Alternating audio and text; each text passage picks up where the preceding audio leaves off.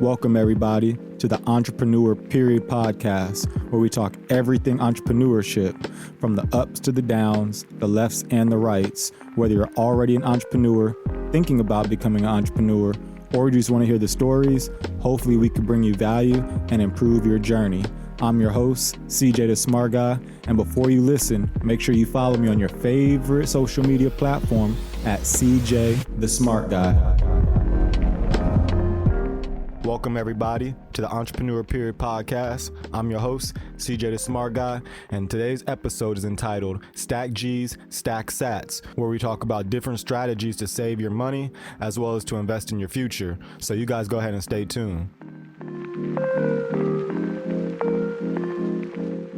Hey y'all, CJtheSmartGuy here, and I want to encourage you guys to check out my Patreon, patreon.com/CJtheSmartGuy, where for $20 a month, I can give you early access, unedited access, as well as more details into things that I'm talking about. So I might give you my actual crypto picks. I might give you some actual background information that I don't want the world to listen to, as well as I give it to you in a raw, uncut fashion. So go ahead and check out my Patreon/CJtheSmartGuy. Deuce.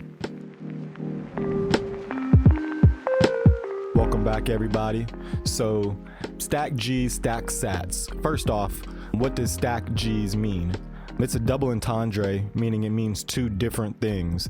Stack G's is both the name of my high school financial organization, where a bunch of young entrepreneur high schoolers came together and, we exchanged ideas and we had our own different lines of entrepreneurship, as well as Stack G's means to save up your money.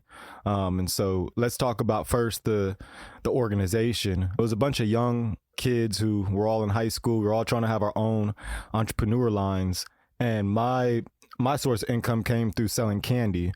So what I would do every morning is I would wake up, and before school, I would go to either Albertsons or Rite Aid or to a Ralph's, and I would buy as much candy as I possibly could. Back then, you can get the, $4 for $5 for $4, sometimes $3 for $4, but it's really better if it's $5 for $1. That's when you can make your biggest profit margins. Because what I would do is I would go to school and I would sell them for $1.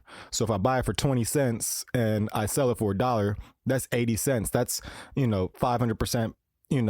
Revenue over what you spent. That's really nice. Those profit margins are really, really great.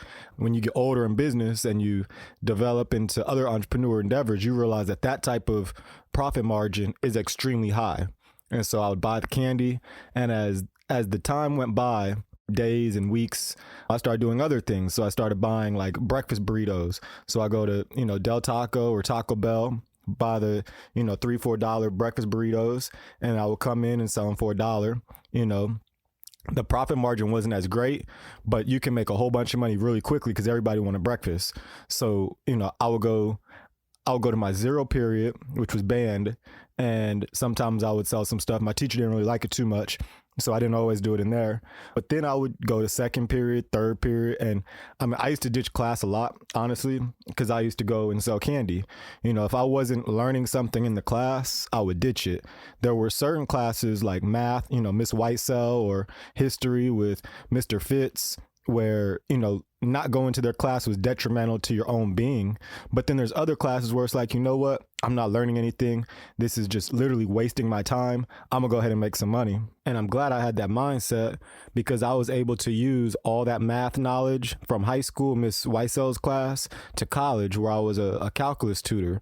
I was also able to take everything I learned in Mr. Fitz's class, and I've been able to apply it in my real life, because if you don't know your past, you don't know your future. So I give a huge shout out to both Miss Weissel as well as Mr. Fitz, because without those foundations, my life would be a lot harder down the line. And I also got to thank myself for actually going to those classes, because when you have great teachers who actually care about you and are willing to put in the work and extra effort to help you succeed, you have to return the favor. To much is given, much is, expected and required. So I want to give a huge shout out to them for that.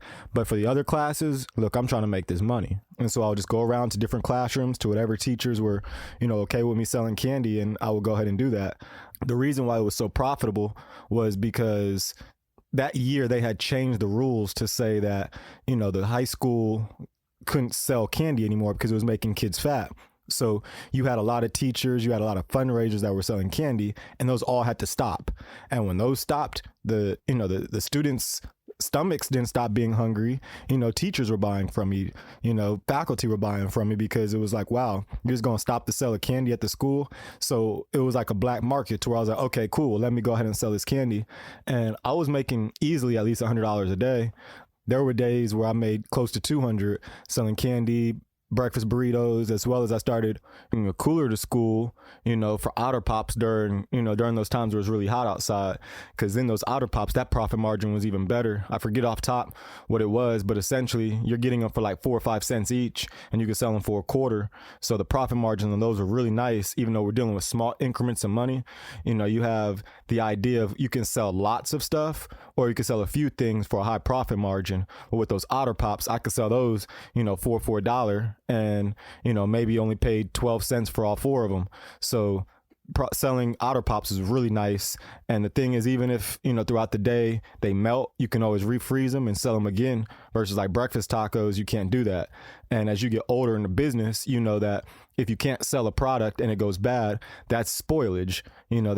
That's potential money lost. You could write off as a tax write-off, but the actual profit from it is gone. And so you want to avoid as much spoilage as possible.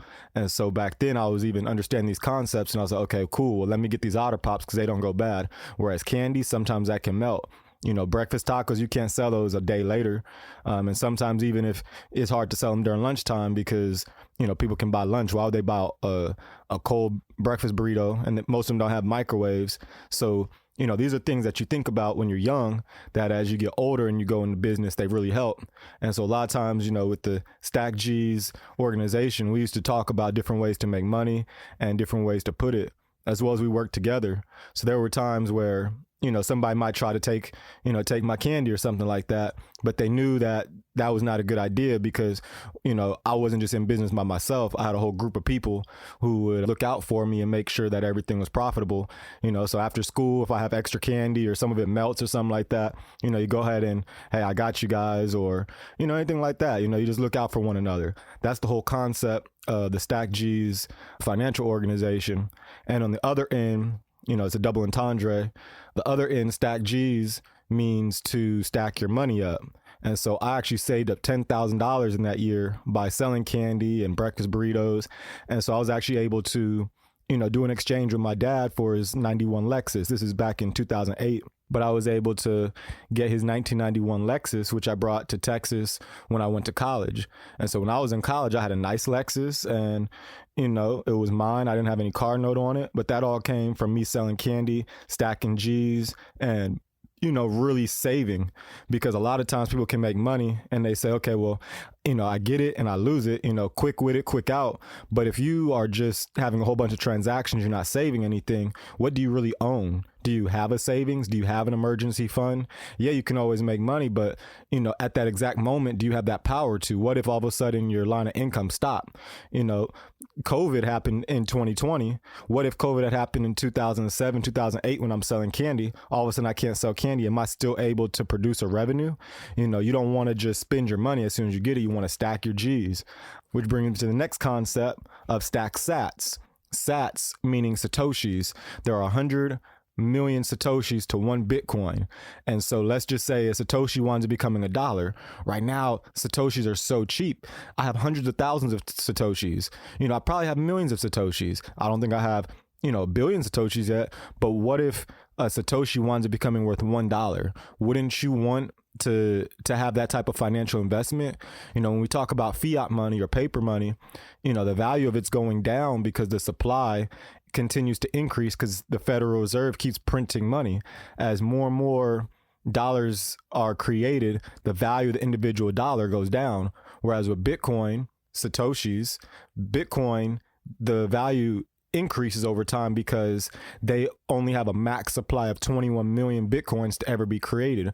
So it's a supply and demand type of ordeal. And so if you get the Satoshis now, as time goes on and years from now, the buying power from those will increase, unlike the US dollar, where it'll decrease. So stacking sats is very important. 100 million Satoshis to 1 Bitcoin. And remember, if you heard my last podcast episode, my journey with cryptocurrency, Nakamoto Satoshi is the one who gets credit for creating Bitcoin. And so when we say stack sats, sats is basically one 100 millionth of a Bitcoin. So it'll have like 8 decimal places, and they call it a Satoshi because Nakamoto Satoshi is the one who allegedly created Bitcoin. So whenever you hear me say stay stacking G's, that remember stack your money up. And whenever I say stack sats, that means get your Bitcoin up. Either way, you want to make sure that you are diversifying your portfolio. Don't put all your eggs in one basket. Don't just have fiat money, because if the value of the dollar goes down, if the dollar crashes, then what's your purchasing power going to be around the world? And don't just put your money into Bitcoin, because if you put all your money into Bitcoin and the value of it goes down, then you've just lost a whole bunch of buying power. So that's why you want to diversify. Stack G's, stack sats. Also make sure you buy in land. Make sure you buy in guns. Make sure that you're learning how to go hunt. Make sure that you have all these things in order, because there's lots of food shortages that people are talking about. Other countries are preparing for it. If the world has to lock down because of COVID-19 again, or whatever may happen in the future, you want to make sure that you have all these assets available at your fingertips. So once again, stay stacking G's, stack sats. I'm CJ the Smart Guy. I'm out. Deuce. Thank you for joining me on my Entrepreneur Period podcast journey. Hopefully you can apply some of the things that we discussed in your own journey. My goal is to empower you mentally, spiritually, as well as financially. So in order to support me, to support you, I need you to go onto www.CJtheSmartGuy.com, as well as follow me on all platforms such as Twitter, Instagram at CJtheSmartGuy. And remember, stay stacking G's and stack sats. Deuce.